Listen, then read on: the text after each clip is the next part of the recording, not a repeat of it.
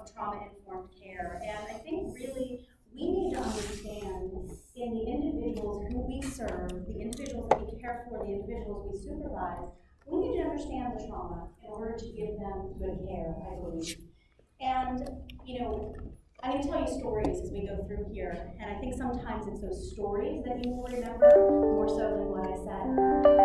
And when we talk about giving good care, I'm going to give you a great example. We had, I gave this session to an administrator group not all that long ago. I had somebody call me shortly thereafter and say, Kathleen, your session spoke to me.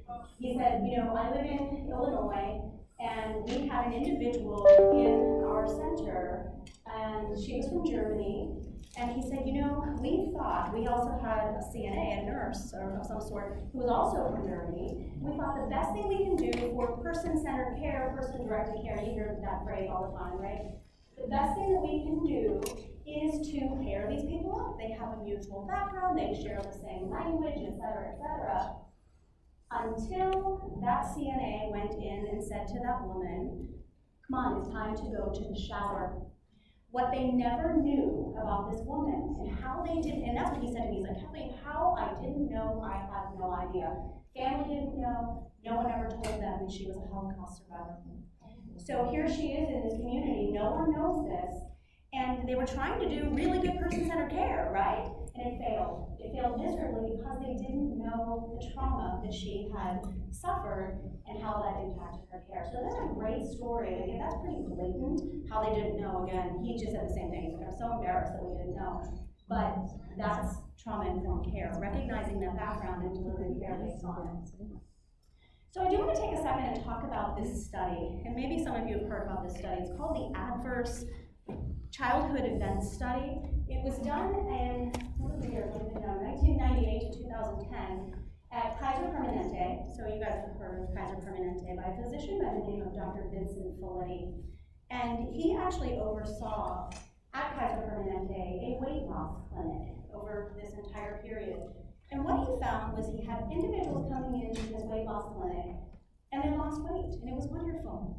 But they gained it back. And when he was starting to look through records and charts and such, he found that 50%, that's pretty big, of his individuals who lost weight invariably gained it back. And those ones that gained it back, they were also abusing drugs, they were abusing alcohol, and they had some unscrupulous, shall we say, sexual behavior that probably was not the best for them.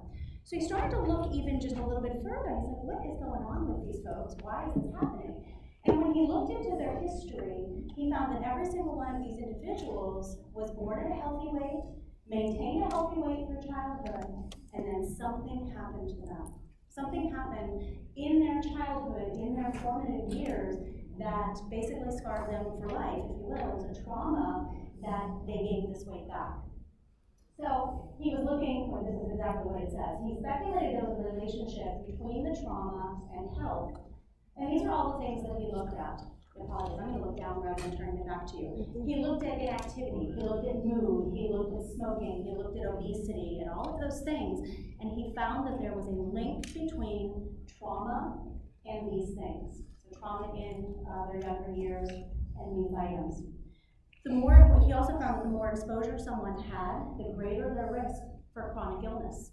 So again, I'm going to ask the question, for those of you who know someone who was traumatized, or you yourself was traumatized, does that person also have a chronic illness? Show of hands. Yeah, there's something going on, right?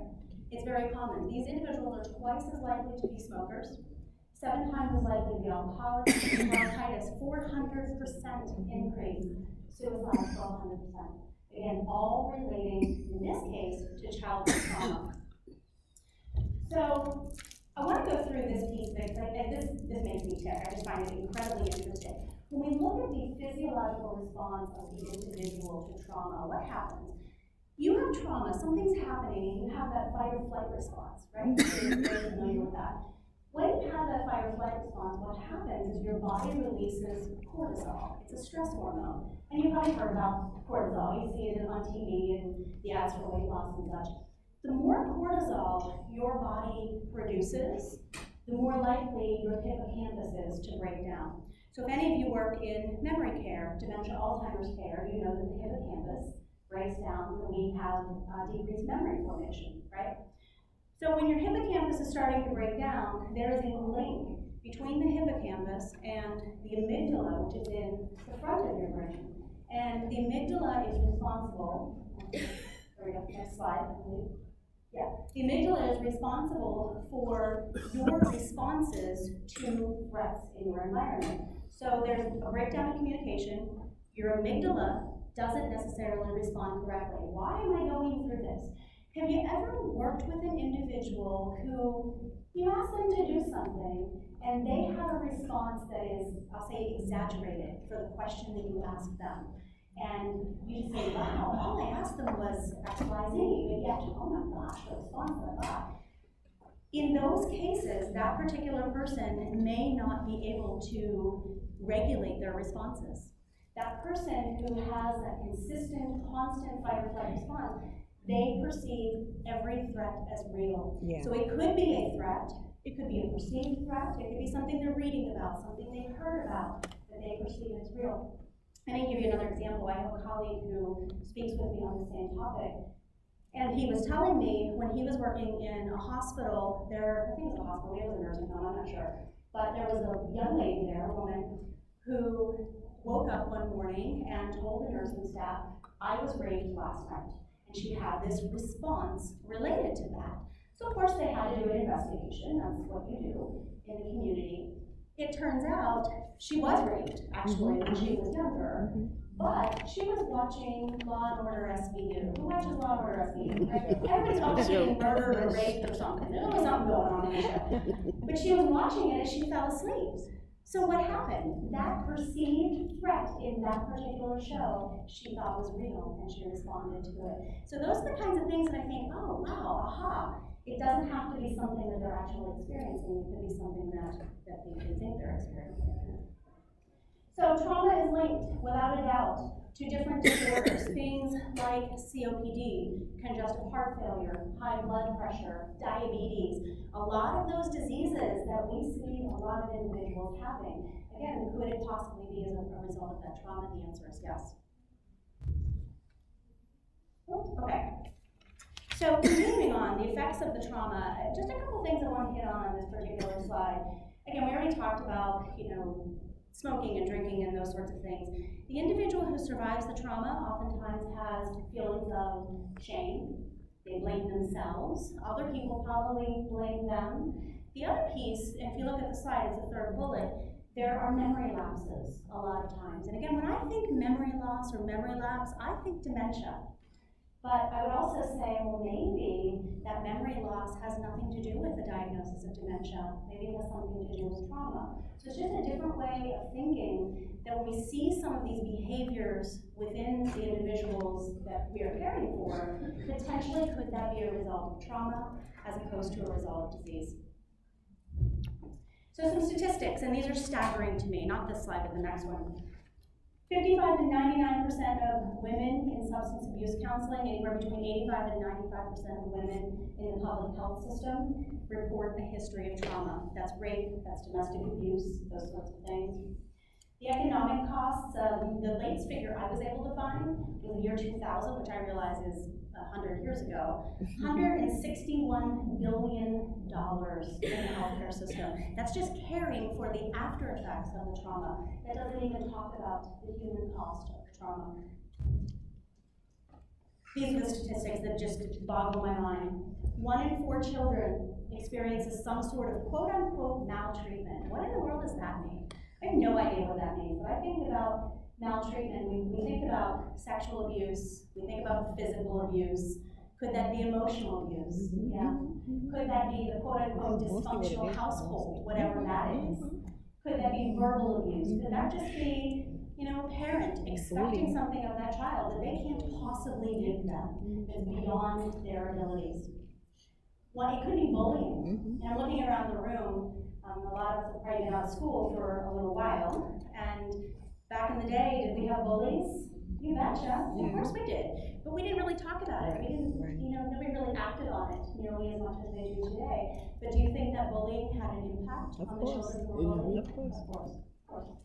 1 in 4 women has experienced domestic violence. 1 in 5 women, 1 in 71 men have experienced rape. Yes, sir.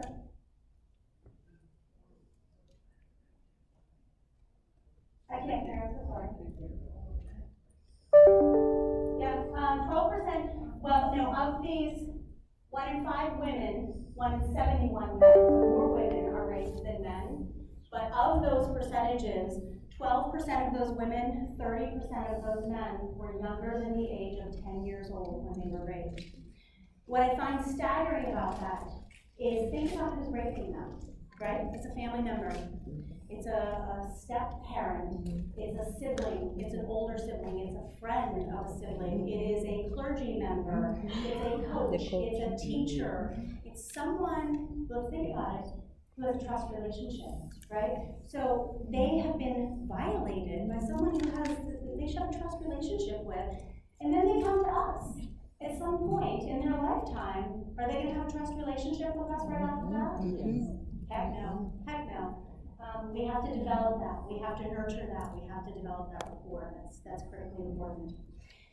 So, when we're talking about that, a while ago back, maybe about a year ago back, my husband, I live in Delaware, I didn't say that, and I live in the southern part of Delaware, right by the beach, and in the northern part of Delaware, in Wilmington, there was a young girl, age 13, got off the bus, was on her way into her home, and 4 young men followed her into her home.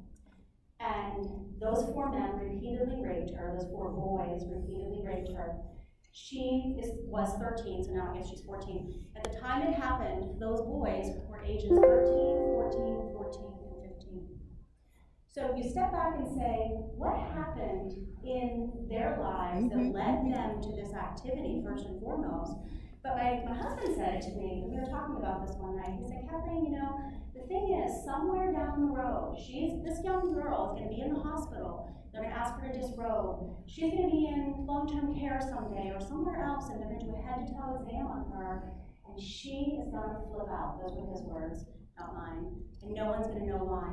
And it's all going to stem back from something that happened when she was a child. So it's really important to recognize that. So what do we mean by trauma?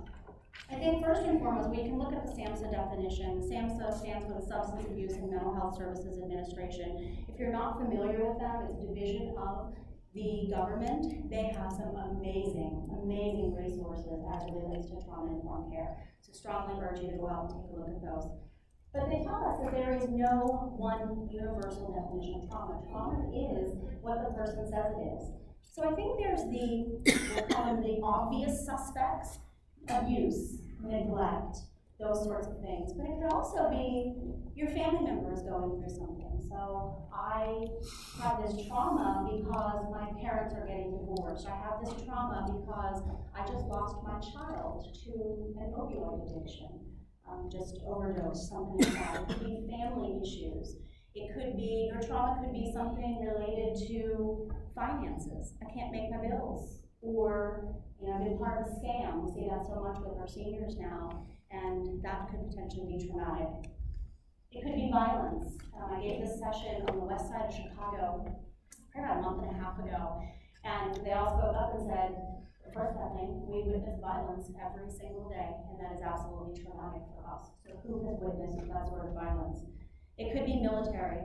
It could be systemic poverty. It could be systemic discrimination. It could be a lot of different things. It could even be something that happens to a community. When I'm in Florida and I realize, the hurricanes that come through and the weather patterns, etc., you lose your whole house.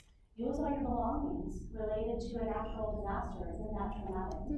So I think for me, what's important is that we don't look at trauma as my definition of trauma, but it's that person's definition. And it's not just PTSD, it's a lot of things, right? So now another show of hands. Raise your hand now if you know someone or you yourself have suffered a trauma in your lifetime. And I guarantee now, every hand is going to go up. When you look at that definition, trauma is what the person says it is, right? Okay, so I apologize, I should probably take this scarf off because it's making a lot of noise. Give me one second, I'm so sorry. Okay. So let's talk about a few additional definitions. The first is secondary trauma, and I think this is an important one. So this is, again, we're all in this room because we are providers in some way, shape, or form, and we are empathic, and we are caregivers. Secondary trauma is just that. It's not my trauma, it's your trauma. You're going through a divorce. You just lost your spouse, whatever it happens to be, or it's a client with whom we're working.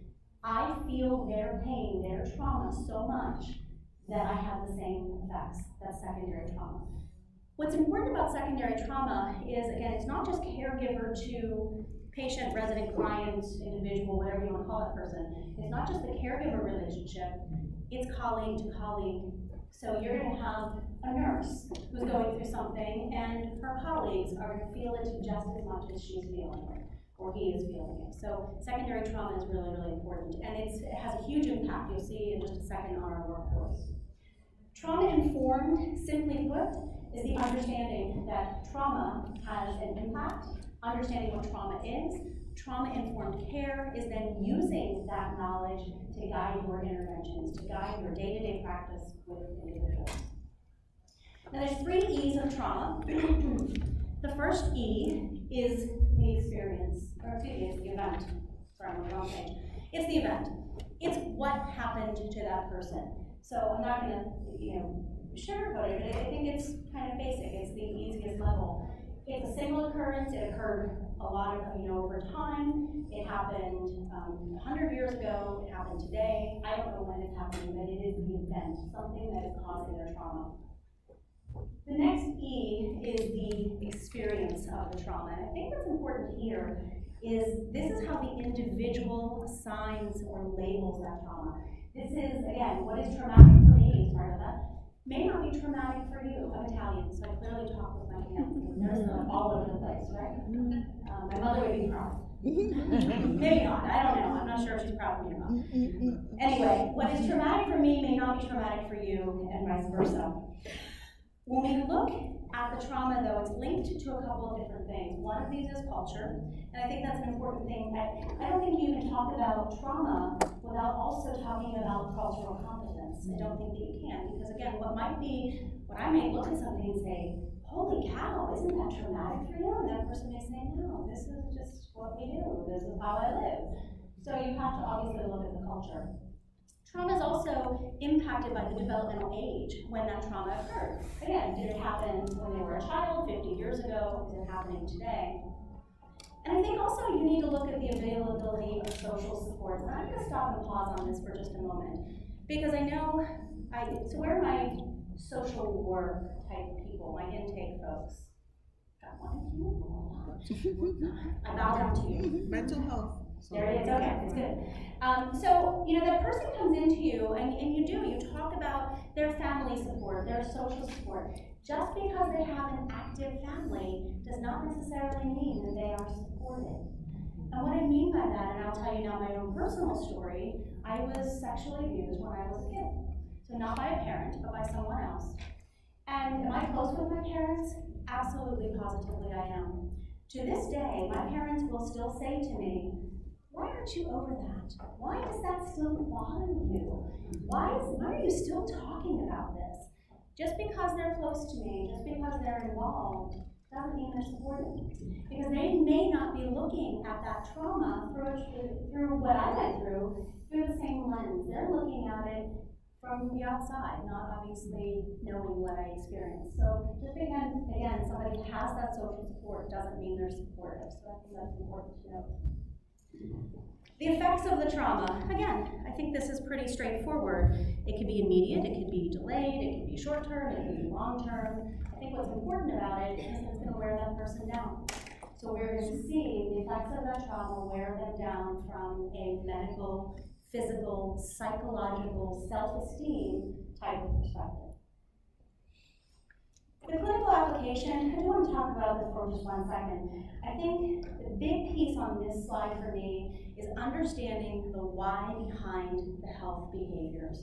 So again, I'm going to tell you a story. My colleague, who I told you presents the same topic with me, he is a recovering opioid addict. And I say recovering because I think you're always recovering from that. You're never truly recovered.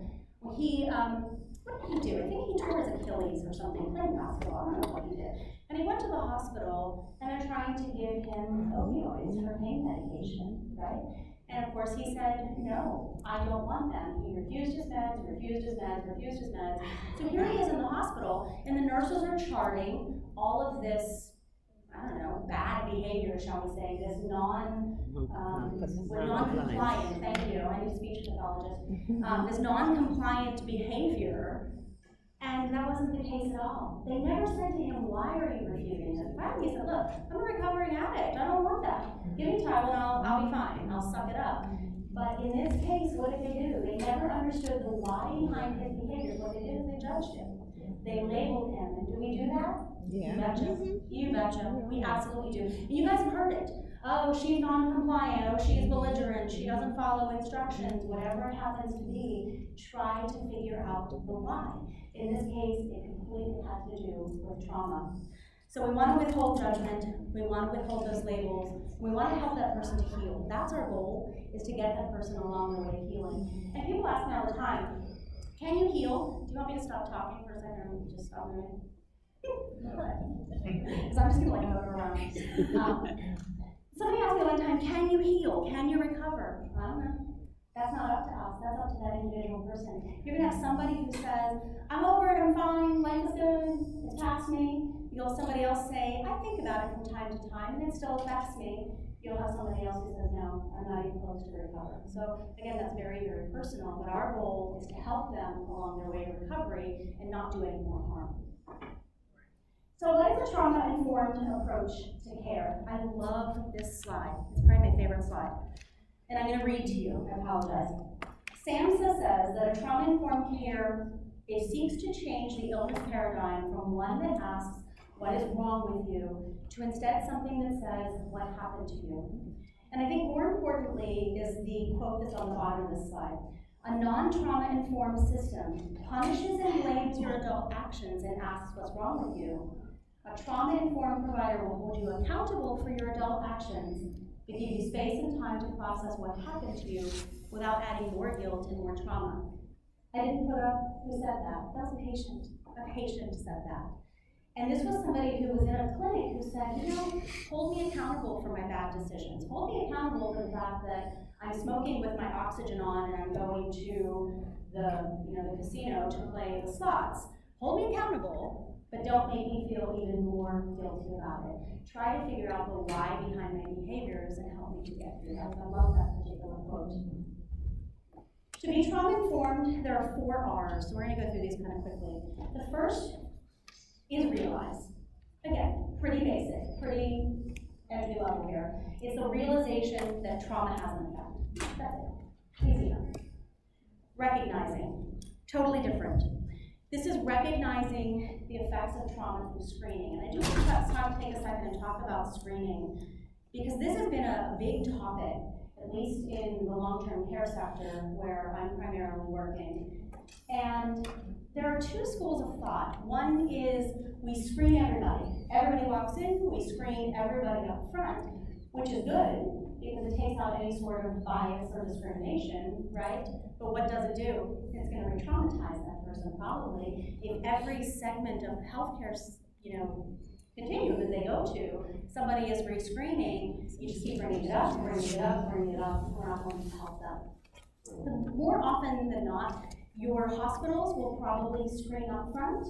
Once they come out of that hospital and they're going along that post-acute continuum, that's where we can probably wait and back off, develop that rapport, and ask the questions. Again, I will refer back to SAMSO. There are a ton of wonderful, wonderful screening tools on their website. Just asking about historical trauma, childhood trauma, even just stress in their lives that you can use as a screening tool. Okay, whatever we do, we need to resist re-traumatization. The other thing as it relates to screening is something related to confidentiality. So 2 things here. First and foremost, you have to recognize, of course, that if you are a mandatory reporter and someone tells you something, you gotta follow the guidelines, you gotta follow the law. That is what it is.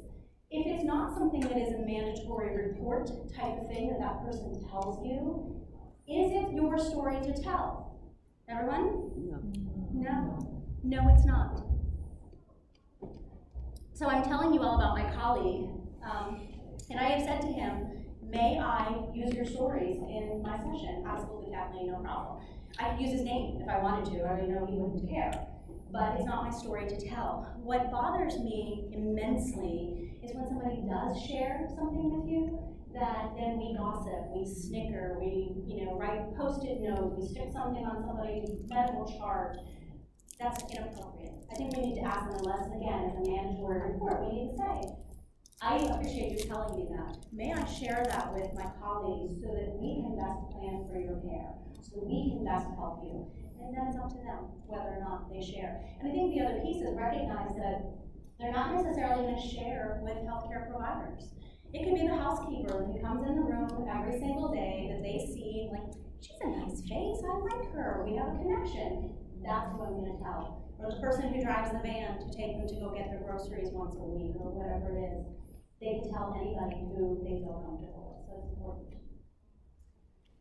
Recognize too that a client may not report. They may feel like they're being blamed. They may feel that it could happen again. The family may be present. I will tell you a really hilarious story. I have two kids at home, a 10-year-old and an 8-year-old. My daughter is into American Girl. I don't know if any of you feel my pain. But she had this hoodie, and at the bottom of her hoodie there was a little star, zipper pull thing. And she flung the hoodie at me for some reason, like, here, hang this up, Mom, because I'm her maid, apparently. And it hit me in the eye. Where am I going with this? I had a shiner for about 2 weeks. I had this massive black eye from this little star. The day after she did it, I was going in for surgery. So here I am in surgery, getting ready to go in. My husband is with me. And my physician said, do you feel safe at home? And I looked at him and I said, and you guys may ask that question, right? Do you feel safe at home? What does that mean? And I said, well, with all due respect, no, I don't, because I live with an 8-year-old or a 6-year-old, however old she was. I said, but with all due respect, I'm here with a black eye and my husband is right there. If I didn't feel safe and he was the perpetrator when I speak up, it was not even, I'm not kidding you guys, it was not even a blip on his radar that that was inappropriate, that I probably wouldn't speak up. I said, oh, I never gave it a thought. And I bring that story up again because we don't always think about it. You're doing the head-to-toe exam, and here's the family member, or you're asking them, whatever questions, and the family's there. What if it is that adult child or spouse or somebody else who is truly doing the abuse? They're not going to speak up. So you want to give that person their privacy, some space, so that if they do need to tell you something, they certainly can. Again, they may not see it as traumatic either.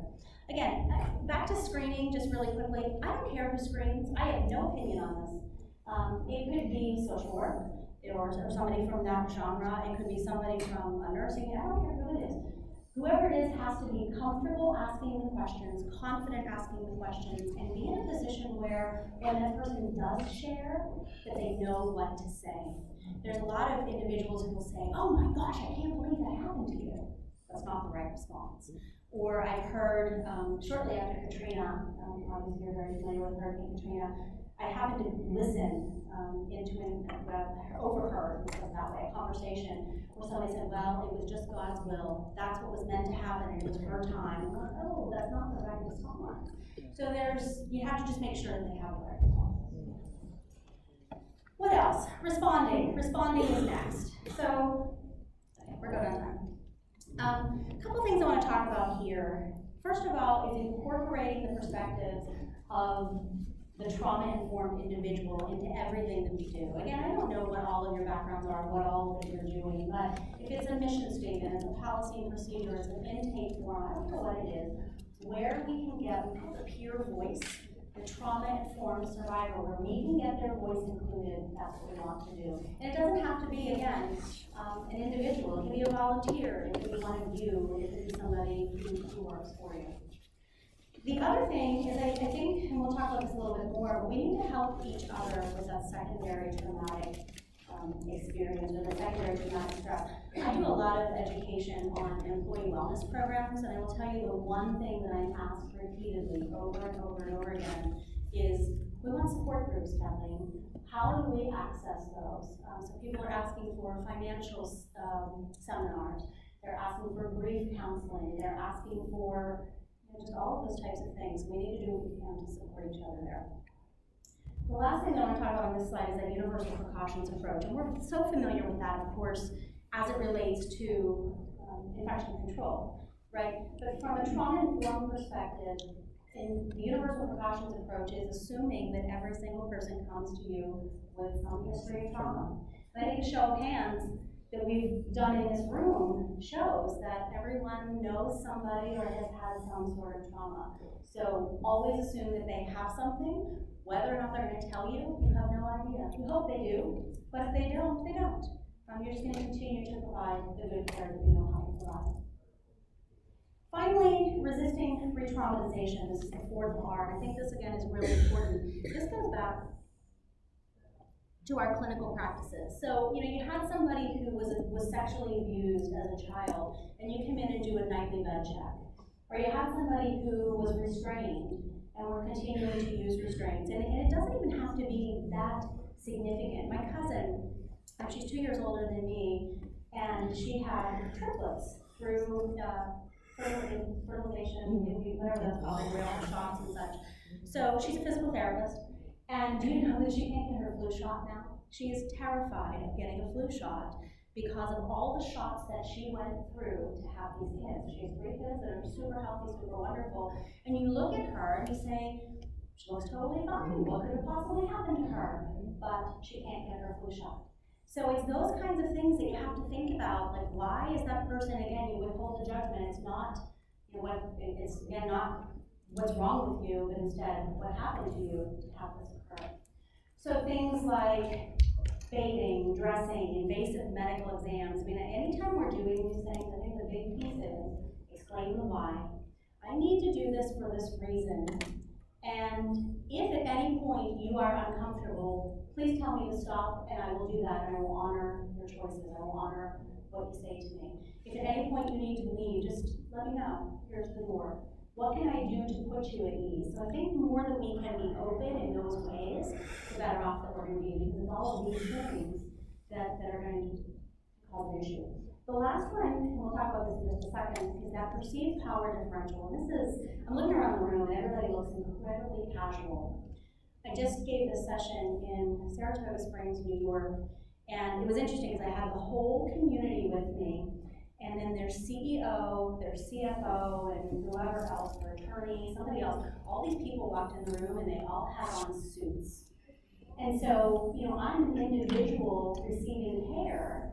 If everybody looks kind of the same and everybody looks very casual, that's one thing. Somebody comes in a suit or a lab coat or has the stethoscope, they're in charge, right? And that person who was abused, or if you think about it, whatever that trauma was, it was from someone who was in authority position over them. There was a power position. So how are they going to respond to that power differential? Probably not very good. It's just something to think about. Again, trauma comes in a lot of different forms. We've already talked about this. Okay. So the need for trauma-informed care, again, the lack of understanding, not looking at somebody through that trauma-informed lens, leads to stereotypes. And again, I know you've heard these comments. I don't know why she stays in that relationship. She could leave if she really wanted to. I don't know why he can't just get the help he needs to stay sober. It's out there. It's available to him. Or, I know you've heard this one, and I hate it. Oh, she was asking for it.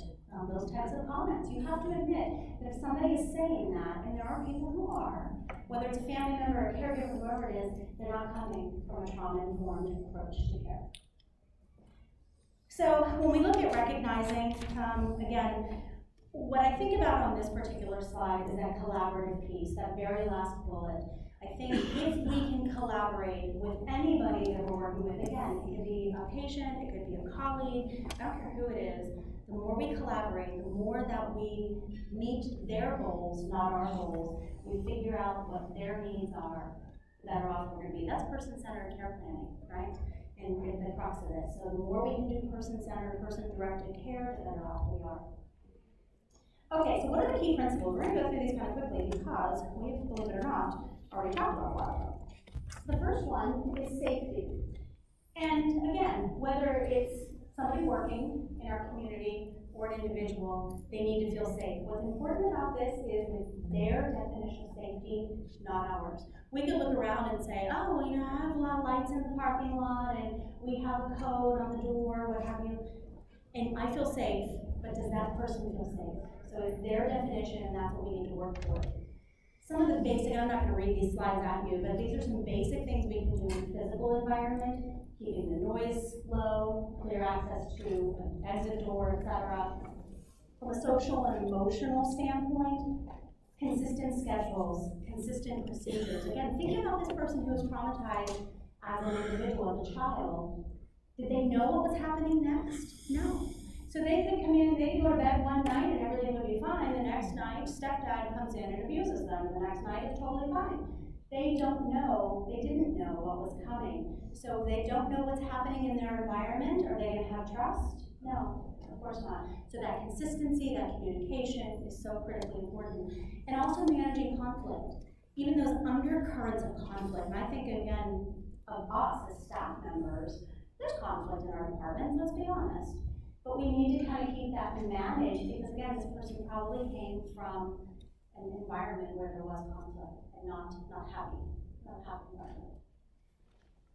Organizational decisions, operations, etc. We already kind of talked about this, but the more you can develop that trust relationship, the more you can have transparency, the more you can communicate, the better off this person will be. Over-communicate, for sure. We're going to talk about this as well. The peer voice. The term peer, again, refers to someone who has that lived experience. And again, it could be anyone who has that. I mean, you sitting here may say, oh, that happened to me. I want to step up and be a part of this process, and that's okay. Because your communities are going to be going through this whole process of trauma-informed care. Maybe they have policies, maybe they don't. Step up, get involved. It doesn't just have to be the leadership who does this, for sure. Leveling the playing field. We already talked about this, leveling those power differentials. And I love this quote on this particular slide. Again, it came from a patient. One does not have to be a therapist to be therapeutic. So again, thinking that it doesn't have to be the psychologist or the social worker or the physician. It can be any one of us in the community. And that's why it's so important that we don't just train clinical staff, but we train everyone. Again, everyone from the driver of the bus to the person who answers the phone, because you're just not sure who that person will talk to and who needs to be ready to respond. What else? Empowering voice and choice. Again, I think we've already talked about this.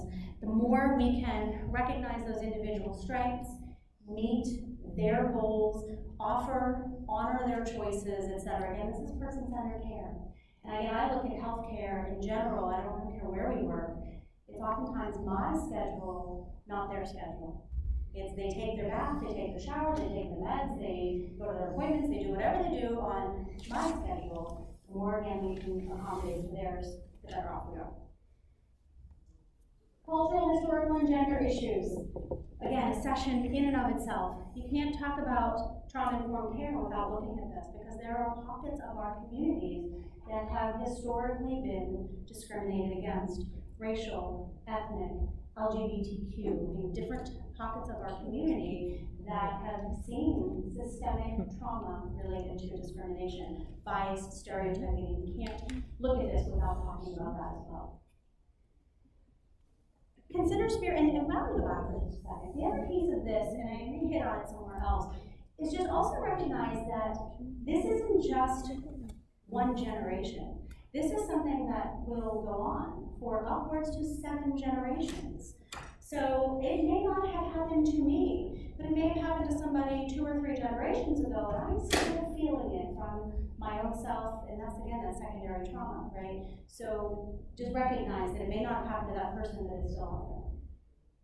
I'm certainly not here to give you a religious talk, but certainly recognize that religion plays a factor here. A lot of individuals who have been traumatized, unless they were traumatized by their spiritual advisor, by the clergy person, they oftentimes will turn to religion as a way of healing.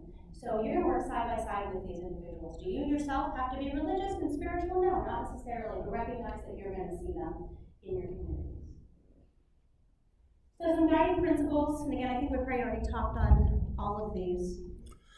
Yeah, I take a page, most of my background is in dementia care, and I take a page out of what we talk about in dementia care. Meet them where they are. I think that's a guiding principle for trauma-informed care. Figure out where they are, figure out what makes them tick, what happened to them, not what's wrong with them, what happened to them, that paradigm shift, and then give the care accordingly. I don't think, I hate to say this is a no-brainer, but it's kind of a no-brainer, right? It's do the right thing. It's the golden rule. Do the right thing and treat the person how you want to be treated. So with that said, there are 10 domains as we look at implementation, and I realize that some of these are not going to impact all of you, but I want to go through them kind of quickly. So the first is governance and leadership, and I already kind of hit on this. Again, somebody somewhere in your community is leading this charge. I don't know who it is, but it doesn't just have to be leadership. Step up, get a voice. Go ahead.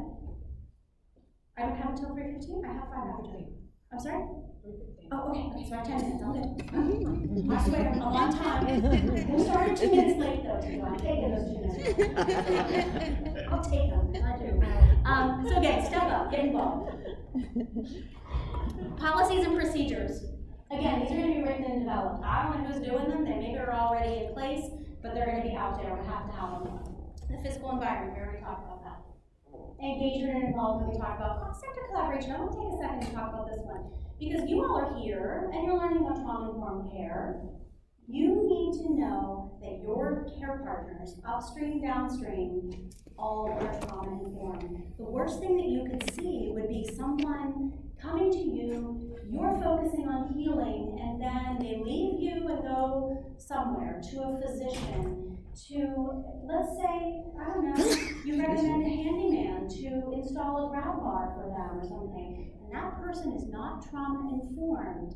What have we done to that person? We've re-traumatized them, probably. So it might be you, like the reason I bring this up, it might be you doing that education, so that's important to know. Training and assessment, we already talked about that. We talked about training and workforce, but again, I hit on this. Explain the why behind what, am I in your way? I'm so sorry. Behind what it is that we're doing. Recognize that they may not speak up. Do what you can to place them at ease. When we talk about trauma-informed care too, you may not be hiring, and I totally get that, but can you practice this? Of course you can. I like behavioral techniques. I will tell you, I hate role-playing. Absolutely hate it. But I think this is a great opportunity to bring up some of these scenarios and say, what would you have done here? How would you address this? What would you have said? And kind of talk it through so that individuals are getting that. And again, remember that we're training everyone, not just our clinical teams. This is kind of easy stuff. This is finance and budgeting and those sorts of things. What I want to say here is everyone in healthcare, I don't care where you are, you're getting some sort of satisfaction survey. And when we look at those, we look at, how was your food? How was the meal? Was it clean? Can we ask questions about this? Do you feel like you were treated well? Were your wishes honored? Did we meet your goals? Whatever that happens to be. So ask some of these questions and use that as a learning opportunity. Go back to and look at finances. Maybe we need to add on some additional support staff, to help, or counselors, what have you. And then we want to measure where it is that we are. We already talked about all of these. So I do want to talk about this for just a second. Again, it's that secondary traumatic stress. I don't care what you do, but I think it's something we have to address. Whether it's we give somebody, simple yoga stretches that they can do on their break, or we give them a place where they can take a time out and go decompress, whatever that happens to be, address it. Make sure that your workforce, the individuals who are there on site with you are ready and they're not traumatized either. Okay, so we already talked about this, and I'm going through this, watch how fast. I never intended to review this, just so you know, it has nothing to do with timing. These are questions. People ask me all the time, okay, we gotta get trauma-informed, how do we do that? Give me a checklist. There's no checklist. It's whatever you yourself need to do in your own community, in your own setting. But these came directly from SAMSO, so I can't take any credit for them. But they're just all the questions that you can start to ask yourself about human resources and about your physical environment, about your training, etc. And are you ready? So I'm just going to kind of go through these. Are your collaborative partners trauma-informed? What's the individual's definition of safety? So all the things that we really talked about, and this is kind of your checklist. Okay. Thank you.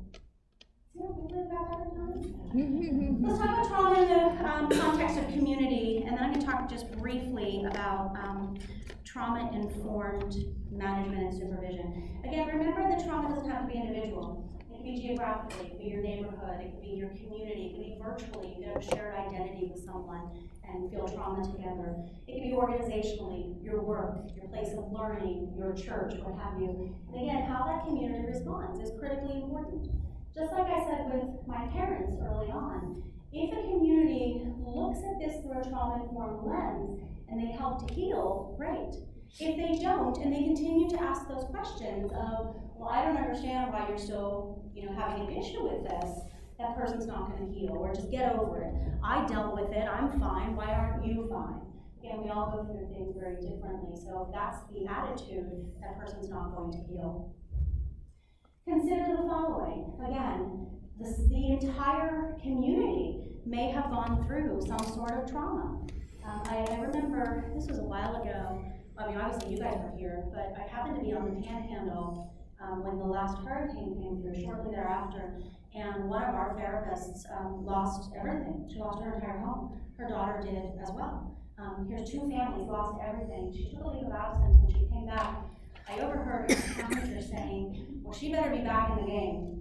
Her head better be here because I'm not going to tolerate any poor performance from her if her head is not back in the game. You just say, well, first of all, that's just flat out not nice. But that's not trauma-informed care, is it? And it's certainly not trauma-informed leadership. And I'm going to go back to this last bullet here in just a second. If you look at trauma and the impact that trauma has on somebody's work, it's just staggering. Absenteeism, impaired judgment, low motivation, low productivity, all of these things. And again, it could be primary trauma of that individual, it could be secondary trauma that they are feeling because of somebody else. But if they're feeling it, they're feeling that stress, they're going to get good work performance from them, aren't they? Of course not.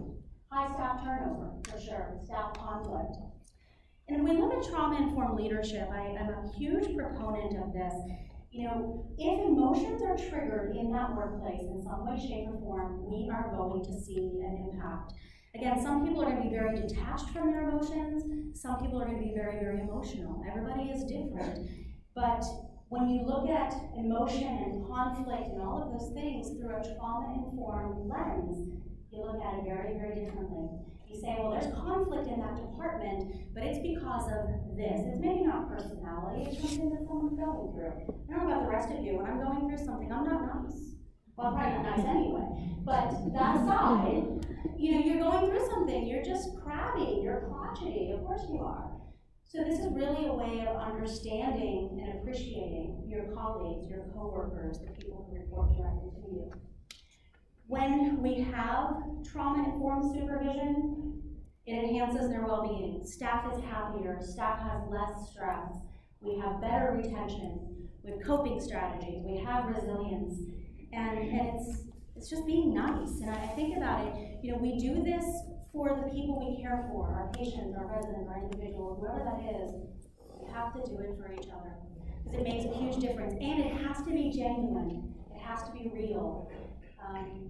You're going to know the difference when somebody just gives you lip service, right? Versus truly being empathic. And I think one of the big things is relationship supervision. And I think that goes contrary to every single thing we've been taught as it relates to leadership and management skills. But when we look at trauma-informed care, it's all about the relationship. It's understanding who that person is and understanding, what's going on in their life. It's very different from clinical supervision or regular old management. And again, where we can help and support, we can have good reflective listening, and again, recognize their behaviors as being part of trauma, we're going to do just that much better. So what can we do? Again, I don't really know, it's entirely up to you, but if you know somebody's going through something, you schedule regular meetings with them, you do a touch base, you check in with them. How are you doing today? I know your son was going through XYZ, how did that go for him? Again, just those check-ins. It makes all the difference in the world, and it makes a better difference, a bigger difference when that person really means it. Yeah. So that's important. They're not just doing it because somebody told them to.